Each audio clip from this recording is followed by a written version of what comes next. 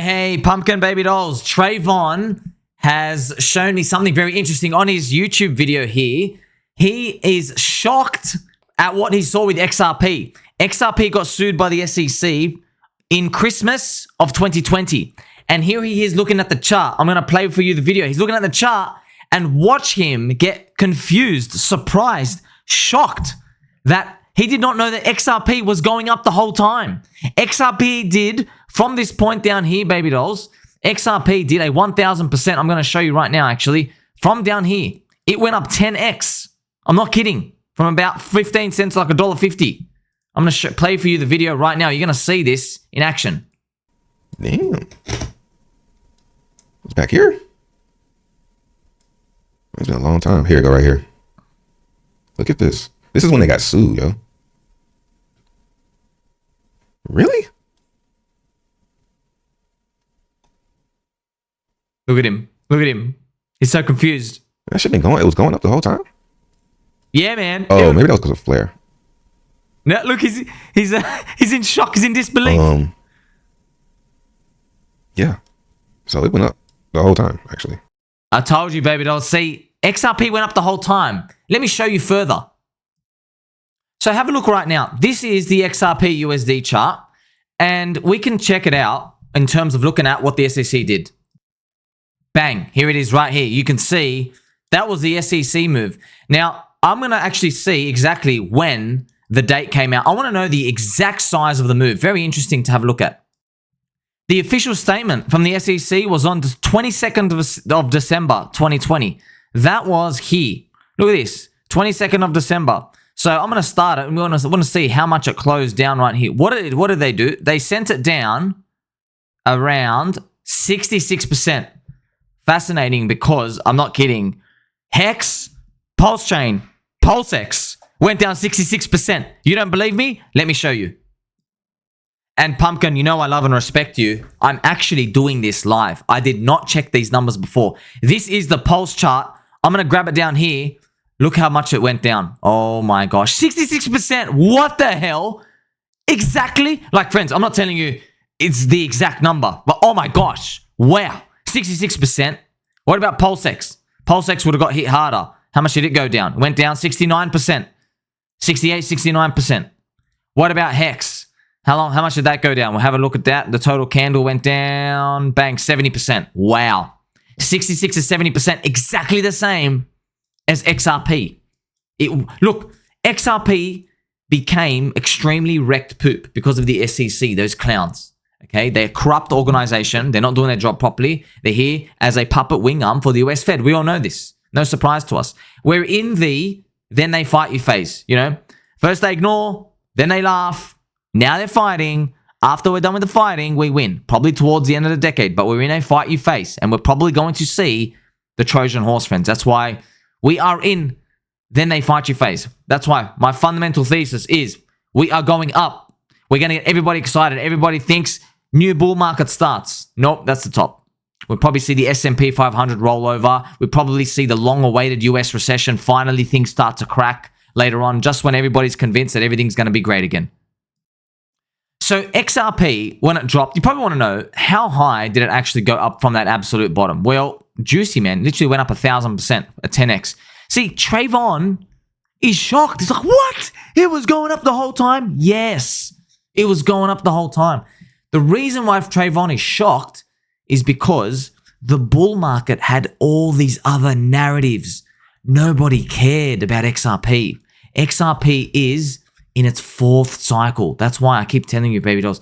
I've shown you this so many times. Okay, we got to see this. Okay, we got to see what actually was happening. So you had, don't about these dodgy prints down here. XRP was here earlier. I've shown you the chart right here. Look at this cycle. This was the actual, look at this. XRP came out. It was July 2013, and this is when Bitcoin topped. You see here, December 2013. That's when Bitcoin topped. Alt season was 1 month. In 2013, it was literally November. I'm going to show it for you right now. Have a look at this. Okay, we're going to get November from the bottom to the top. There you go, bang, a 9x. Just in November. That was it. That was the end. That was the end of alt season. So that was XRP's first cycle, the first one. Look at this. Okay, You had cycle 1. This was the Bitcoin top. Bitcoin hit $1,000 here. Okay, so this is cycle 1. Cycle 2, we all know, this is obviously Bitcoin hitting $20,000. And now here's cycle 3. But this is, I keep telling everyone, this is the third cycle curse. And there will be a skull emoji because I want you to know it is a curse. Okay, I don't know why it is.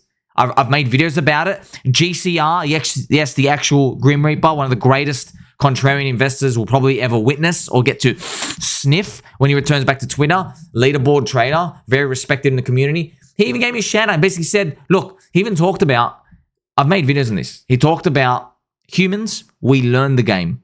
So Euphoria 1 is the biggest.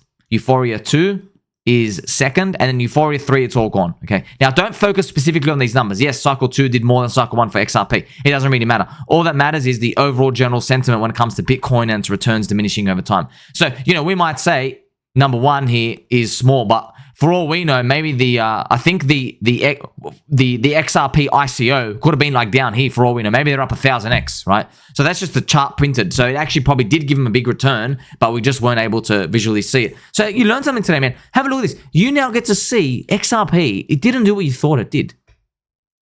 Or did it? Because now I have the XRP Bitcoin chart. Now, I'm just going to let you know. This is so you learn, friends. In 2020, the year, DeFi became a narrative. This is the Chainlink chart. DeFi became a narrative. You see this? This is the DeFi run. Synthetics, Chainlink, everything, right? So everything you see started to pick up. This is the Chainlink USD chart. So it was absolutely phenomenal. This was the big run. Went up huge. You're like, wow, 30, 50, 100x. That was what happened when it comes to DeFi, decentralized finance, the technology. Except XRP had a different story going on. Let's go and only look at 2020 for XRP. Just the year 2020. Look, okay. The year 2020 for XRP, removing the SEC, it was a big fat poopy head because XRP was just in Kaka land, right? You know the Kaka? Well, look at this. When we go and look at, this is where Chainlink had done like its 50x. Look what XRP was doing against Bitcoin. Nothing. XRP was down on the year, man. I mean, that's disgusting. There was a resurgence of altcoins. How the hell do you have a resurgence of altcoins and you were freaking down when DeFi was euphoric? That's telling us something. We already know the answer. XRP's market cap is too big. XRP was entering its third cycle curse. XRP, it doesn't have DeFi. It doesn't have a ledger. It has a ledger, $500,000 of volume. Let's look at PulseChain, $33 million in the past 24 hours. So XRP, very expensive for the activity it does. The whole narrative is that everybody's punting that Ripple takes over the world with CBDCs. That's the punt you take. But you really need it to actually happen now. The real money to be made was when everybody called Ripple a scam, a centralized piece of trash.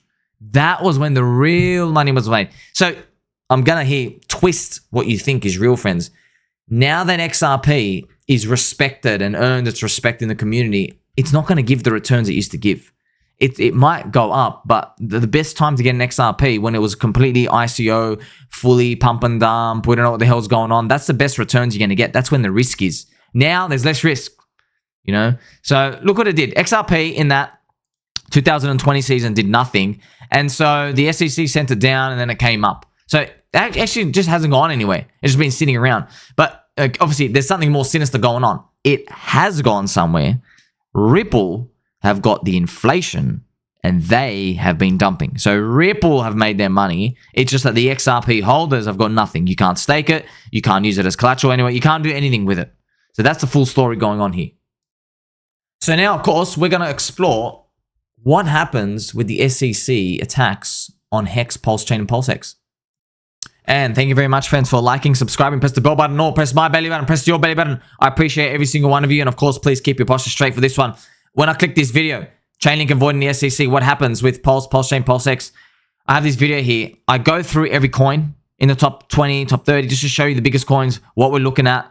I've gone through, shown you Chainlink, I've shown you the options. If you only cared about SEC FUD, okay? There's Doge, there's SHIB, there's Polkadot, there's Chainlink, and there's Uniswap. Basically those 5.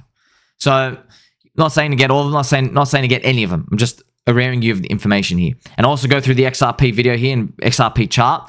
And I'd like you to know as well, HEX is now, it's targeted by the SEC. Except it's different to 2020. In 2020, XRP was the only target. Now the SEC is like, haha, we're taking over all 30, 40, 50 of your coins. We're taking on the whole crypto industry, okay? Now, I would rather you err on the side of caution.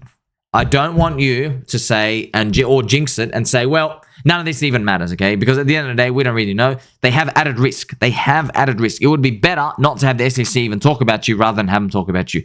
So moving forward, you are going to have to decide how much probability do you think you're going to add to the chance of disappointment, because that's what the SEC did. They added it. Now, for me, when it comes to my target, this is my personal targets of how I saw stuff, where I saw stuff going. Mine was already strongly condensed. The average market participant, I go through and I show you my surveys here. The average market participant expected 800 billion valuation for Pulse, PulseX, and Total HEX combined. So I have it here, or I have the actual prices if you go down further. So that'd be about $2 Total HEX. It would be PulseX, 150x from day one sack, or no, about 100x from day one sack. Pulse was about 280, whatever it was. So these are big numbers. Mine was already much, much, much smaller. So instead of 800 billion, mine was down at 150 billion. So I was already conservative. So this is where, friends, you don't really know what holds in the future. Mine was already considering something bad's going to happen. Bitcoin's going to scam us. Now that you have the SEC, do you add even more downside to it? No one knows this answer. But I promise you, you don't know how the future is going to play out unless you're holding. Like you only find out one way. You can't just say, well, I'll just buy it when it's up 30x. Where are you going to get out? That could be an exit point. So you only get the reward if you take the risk. So PulseChain is grinding out this zone, getting out weak hands. Do people want to stay or don't they want to stay? People looking for more confirmation out there. Everybody's kind of like watching the HEX movie, and now we're just waiting to see, is Bitcoin going to help continue the friendship story for the year? Because look, at the end of the day, yeah, you got your Pulse, you got your PulseX, you got your HEX. You're looking at all of them, but at the end of the day, I know, just watch out for this one. I'm just going to tell you right now. The SEC, put him to the side. Richard Hart, put him to the side. Everything you think you know, put it to the side. It all comes down to this Bitcoin price. This Bitcoin price sentiment. Not just the price. So if we go up and we're not moving yet, don't blame me. I'm just letting you know. It has to go up and convince people it's staying up. Right? In that convincing people that it's staying up, then we'll see friendship return, people get confident, etc. Telling you, man, it's not as complicated as we think. It's all based off expectations. If Bitcoin and Ethereum's price go up, people will buy different crypto, including Pulse, PulseX, and HEX, speculating that they're going to beat the SEC just like XRP. Will they beat the XRP? Who knows? They might even settle. There might even not be a win or lose. But people are going to speculate on it anyway. And what are they going to speculate on, friends? They're going to speculate on the strong network effects. And these are ultimately boosted by all the influencers who are still coming out to talk about it, okay? You still got TreVon making videos. You still got Eric Wall talking about it. And I'd like to close with these beautiful, wonderful comments on Eric by yours truly. So Eric Wall, he seems like a pest at first, but people don't know what his role is in the story. It's a simulation. It's a story. We're not in control. It's destiny, okay? These things are pre-written. They're pre-programmed. You got to open your mind. So Eric has 100,000 plus followers. They are outside of the circle of HEX and PulseChain reach. Yes. So the HEX and PulseChain influencer reach is here. He is literally so far out the circle, friends. You don't even know. Like they're nowhere near overlapping. Okay. So me and the HEX community, we're like this, right? We have like this friendship circle. Yay. We overlap. But Eric is over here. Okay. Eric is over here.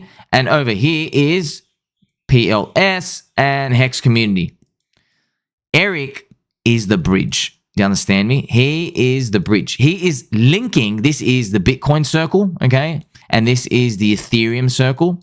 He is actually a bridge. If Eric didn't exist, they don't walk over. These types of people. Now,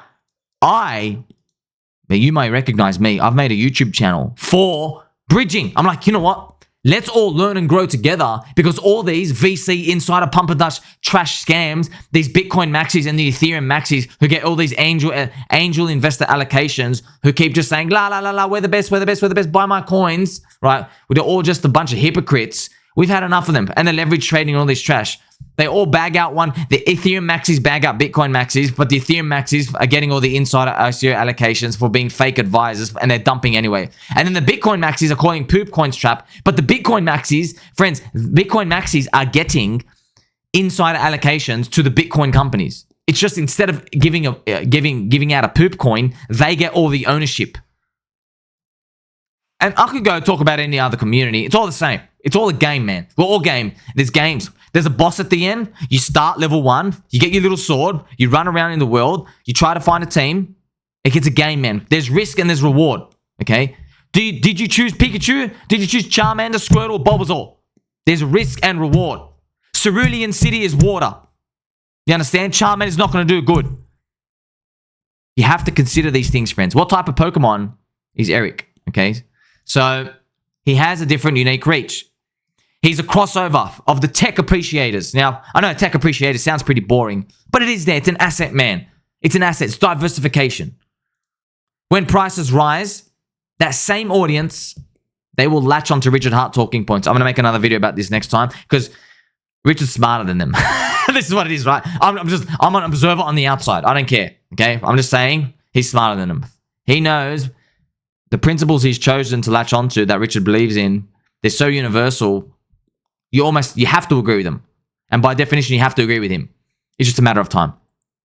I'll spend more time about it next time, okay? So Eric's followers, they precisely follow him because he's skeptical of everything and he pokes holes everywhere. If Eric started saying, Hexicans, you are right, I accept defeat, I'm going all in, I'm now a contrarian investor with my friend Sami, and I'm now putting A, B, C, D, E allocation, and I'm charting against Ethereum, and if he does this, he loses, everyone vanishes overnight. They're like, man, we're not following you for that. We're following you to wear a wizard hat, go on stage and talk about the technology appreciation to Bitcoin maxis. It's a different market. So if he starts becoming that moon boy, he loses all his audience. That's it. It's a game, friends. It's a game. So the constant HEX and PulseChain referencing that he's doing, he doesn't know, or maybe he does know, he's planting a seed for the future. So I'm just being neutral. I'm telling you, I'm not saying, hey, let's everybody go and be nice to this person or not. I think you should be nice to every single human, by the way, friends. Karma works. You already saw what happens with all the Bitcoin maxis calling for the defeat of HEX and PulseChain. Now they got banned, okay? So karma works. I openly invite you, friends, to tell you, just share with you something, okay? Learn from different religions out there. Turn the other cheek when people do bad things, but also you got to show love, because that's strength, you know? When you love, you show, you know what? You're a little bitch, and no matter what you do, you're not going to crack me. And I know by me having an upbeat attitude, it burns you to your very core. So I'm not going to be a hateful little snake like anyone else, okay? Now, I'm speaking about general other hateful people that we see out there. So just have this attitude by default, okay? I'm not saying, oh, everybody, love, yeah. No, I'm saying, hey, man, you're doing it tough out there. You don't even know you're doing it tough. So we here have open hearts, open minds. Don't forget, man, Eric's talking about HEX and PulseChain. There's 50,000 coins out there.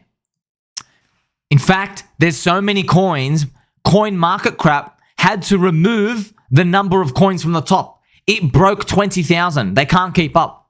That's how many coins there are. There's over 50,000. They're making 100 a day. And guess what? Someone out there is talking about HEX and PulseChain. Just think about that, what that actually means, man. Does that sound like death to you? No. It sounds like some people think that the coffin is being laid into the ground, but all of us who are doing the research, we can see something else is happening. We can see that the phoenix is rising from the ashes, friends. You know, the phoenix rising from the ashes, this big, powerful picture. That's what's actually happening right here. Hey, this phoenix can turn out to have bad posture, wear some crumpled slippers from time to time, drink soy milk. That can still turn out to be that way. But if it isn't, it's going to be one hell of a powerhouse. Like, subscribe, bell button, and catch you in the next one.